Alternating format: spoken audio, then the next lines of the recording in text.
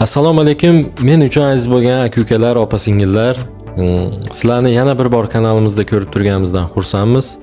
Ushbu videoni Xolis klinikasidan olib boryapmiz. Azizlar, biz oldimizga Bo'ston tumanidan, Andijon viloyati Bo'ston tumanidan 60 yoshli Hayitxon hojayamiz kelgan edi. O't tosh kasalligi bezovta qilgan, uzoq yillar yurgan, hozir o'zi bilan qisqacha suhbatlashamiz. Operatsiya qilganmiz, operatsiyasi chiroyli bo'lgan. Hozir ko'ruvga mana 40 kun bo'lib qopti. Ko'ruvga kelyapti. Hojay, assalomu alaykum. Alaykum assalom. Bo'ldi, ushashingiz shart emas, xotirjam gapiraverasiz, kameraga qarab. Bizni xalq kuzatadi, oddiy xalq. Rahmat. Assalomu alaykum, hurmatli hamyurtlar, andijonliklar. Mana men shu Andijon viloyati Bo'ston tumanida 40 yildan beri ona tili adabiyotdan dars berdim. O'sha paytlardayoq bundan bir 15 yil oldin o't tufagimda tosh borligini eshitgan edim, lekin qo'rqib yurgan edim. Lekin avgustni bu yil 26-avgust kuni qo'qqisdan pristup berdi. Yaxshi shu Xolis klinikasining nomerini olib qo'ygan edim. Ehtiyot shart. Va telefon qilsam Ahmadullo oldi. Tezda yetib keling dedi. Ertalabda yetib keldik. Kelishim bilan bular menga har xil tahlillar olishdi mendan va maslahatlar berishib 27-avgust kuni ertalabda meni operatsiya qilishdi. Operatsiyaga juda yaxshi holatda kirib ketdim va operatsiyadan juda yaxshi chiqdim. Chiqqanimdan keyin ham bu yerdagi Ahmadullo vrach, Rahmatullo hamda Alisherjonlar juda yaxshi qarashdi. Anesteziolog Kamoliddin ham juda yaxshi xizmat ko'rsatdi. Bu yerdagi barcha hamshiralarga, xizmat ko'rsatayotgan barcha xodimlarga men o'z minnatdorchiligimni bildiraman. Andijonimizda yaxshi ham shu klinika bor ekan, bemorlarning dardiga malham bo'lmoqda. Hech qanday og'riq sezmadim. Mana 37 kun deganda ko'rikka keldim. Oldingi holatimga qaytdim. Shifokorlarga, barcha xodimlarga rahmat aytaman va qo'rqmasdan kelib bu yerda operatsiya qildirishlaringizni tavsiya qilaman. Rahmat hammangizga. Hayitxon opa, rahmat tilaklar uchun. Mana bizni huzurimizga kelgan bemorlar baribir operatsiya qo'rqinchli jarayon. Shunga operatsiya jarayoni haqida, masalan, kirib ketdingiz, qo'rquv bo'ldimi yoki og'riq bo'ldimi, qachon yurib chiqdingiz xonangizga, shu haqida ham ozgina gapirib bersangiz.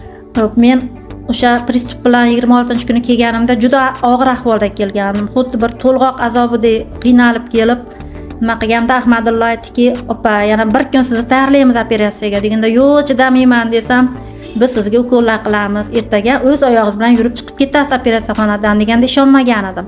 Lekin aytgandek ukollar qilishdi, og'riq to'xtadi. Ertasiga ertalab o'z oyog'im bilan Ziyodaxon olib kirib ketdi operatsiyaga. Anesteziolog Kamoliddin kutib oldi u yerda. Shu narkoz bergandan keyin hech narsa bilmayman. Bir pasdan keyin ko'zimni ochsam, reanimatsiyada yotibman.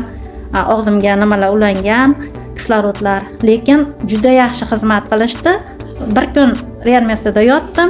Deyarli og'riq uncha bo'lmadi, ukollar vaqtida qilib turishdi.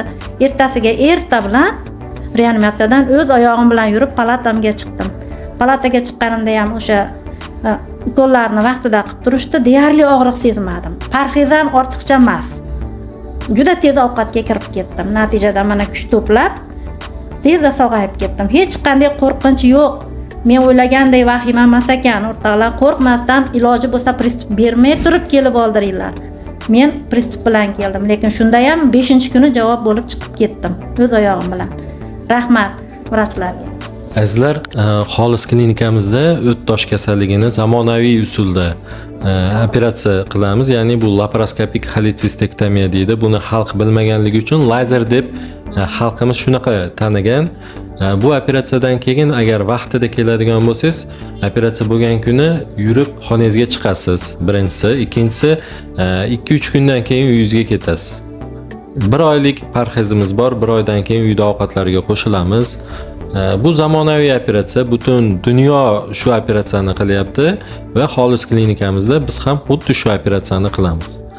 Azizlar, avvalo hech kim kasal bo'lmasin, lekin kasal bo'lganlarga Alloh bizni shunaqa shifosida sabab chiqib qo'yapti.